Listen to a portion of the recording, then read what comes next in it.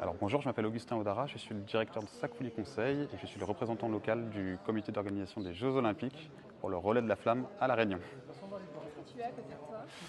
Eh bien c'est la torche olympique qui servira pour le relais de la flamme qui aura lieu donc dans un peu moins de 15 jours à La Réunion le 12 juin.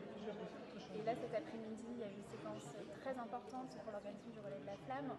Enfin, on connaît le parcours. Il a été dévoilé, c'est bien ça?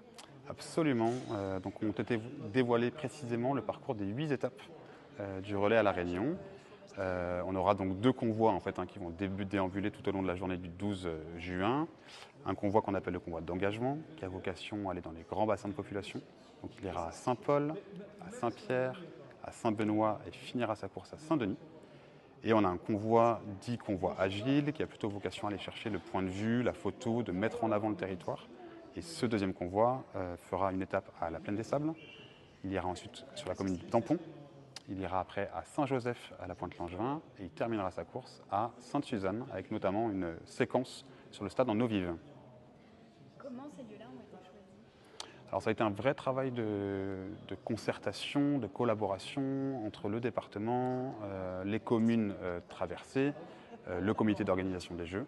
Le but étant de respecter les règles qui avaient été édictées par Paris 2024 et tout en mettant en avant au maximum le territoire. Voilà.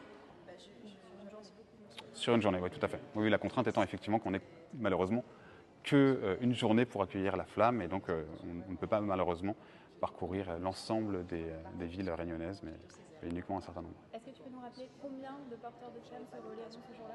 Alors on aura environ 120 porteurs de la flamme qui vont se relayer tout au long de la journée. Chaque porteur de la flamme parcourt environ 200 mètres, en moyenne à une vitesse de 4 km/h, avant de passer du coup le feu, la torche au relayeur suivant. Pourquoi c'est historique cette journée du 12 juin à La Réunion? Eh bien tout simplement parce que ça fait 100 ans que les Jeux n'ont pas eu lieu, n'ont pas été organisés en France. Les derniers remontent à 1924. À cette époque-là, le relais de la flamme olympique n'existait pas.